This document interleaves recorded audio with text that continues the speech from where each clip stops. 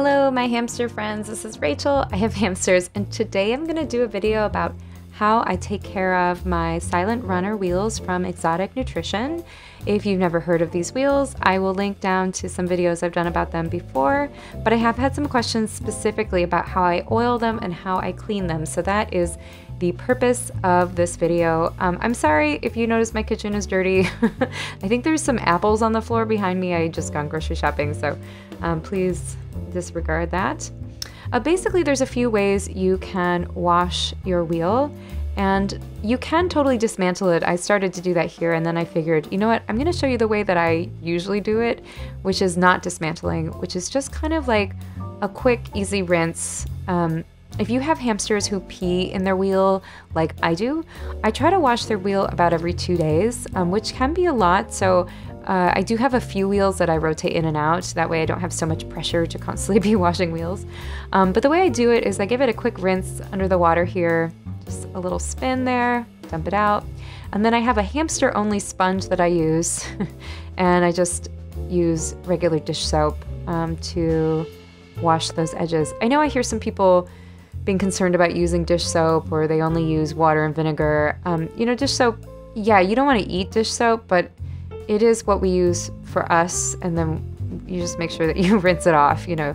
So I think as long as you're making sure that you do a good rinse and that there's no residue left over, it should be fine. Probably staying away from heavily scented dish soap is the better way to go, because as you know, hamsters are pretty sensitive nosed animals, much more than us. So they probably prefer to not be smelling so many scents. So you know, try to go gentle with the scents. But honestly, I think any normal dish soap will be fine for your hamster as long as you give it a really good rinse. I like to, like I said, I like to do it on a rotation. So I'll just let my wheel dry in my dish rack overnight. And then that way I don't have to worry about getting all the bits dry in advance, because sometimes with the silent runner, because it has a lot of crevices, it can be a little hard to make sure it's dry. I find it just works better to, you can use a towel, but I think you really do need to let air drying take its course.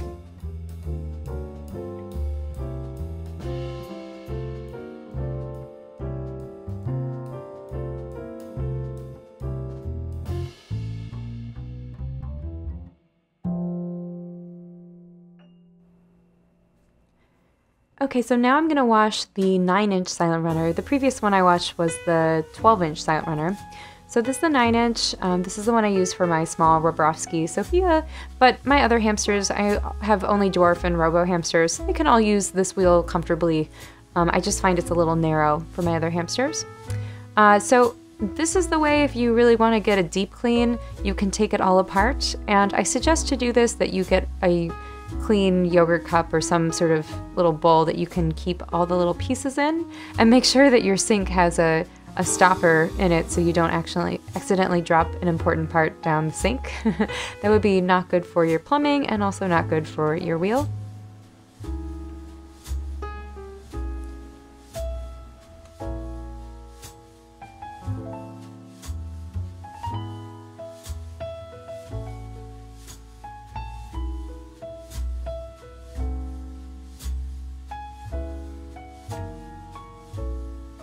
Okay, so I'm going to start washing this base, and you want to make sure when you wash the base not to get water around that center axis part, the ball bearing, because if you do get water in there, it can cause rust, and then it will not function the way it should anymore. So just kind of be careful. The reality is you're probably going to get water around that area. It's a little bit unavoidable, but do your best, and if you do, you know, if it does become an issue, you can replace that ball bearing, so it shouldn't be, you know, it is fixable. At least Silent Runner does offer, or Exotic Nutrition does offer, basically all the parts that you can buy separately, including that center piece. So but still, good to be careful.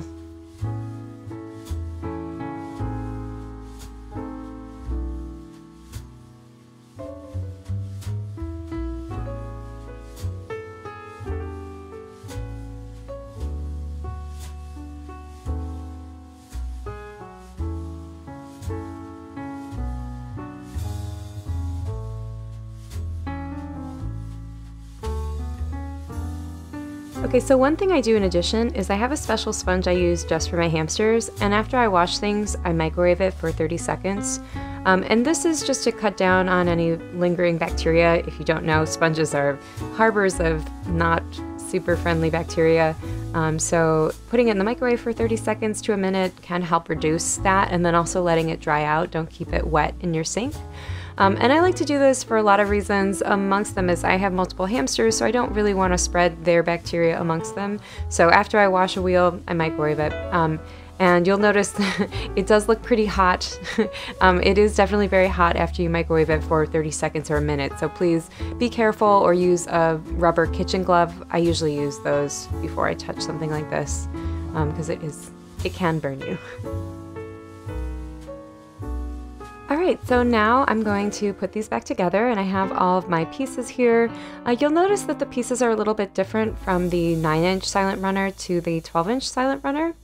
The 9-inch silent runner has one additional, maybe it's like a washer. You'll see that little spiky small bit there. So I'm going to place that bolt through the center. It's pretty self-explanatory.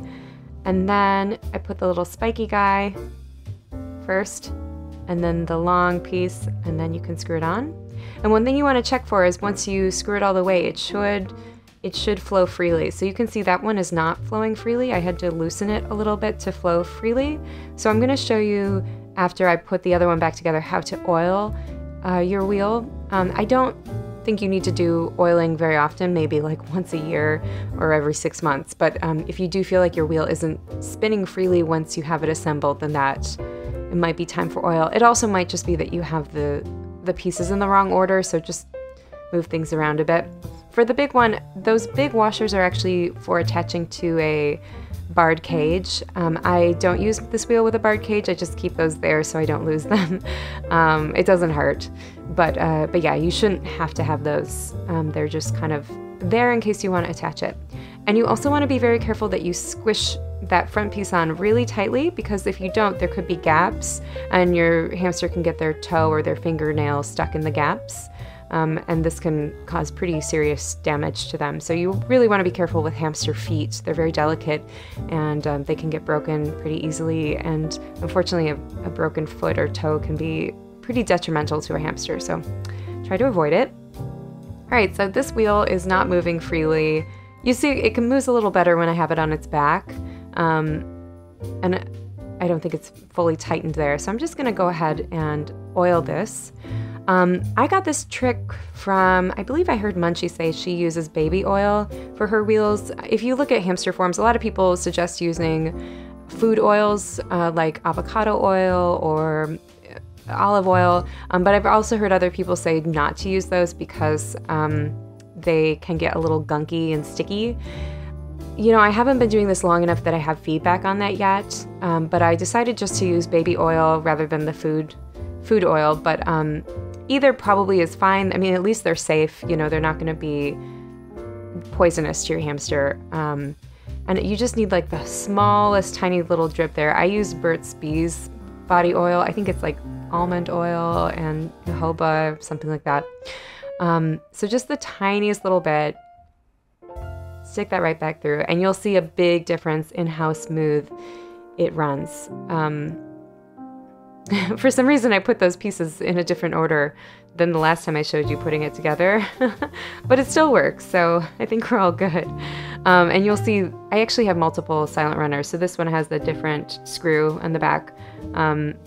You know, they all come with maybe slightly different parts because of supply chain, you know, varieties, but it all functions the same. So now you can see fully screwed, it moves much smoother than it did before.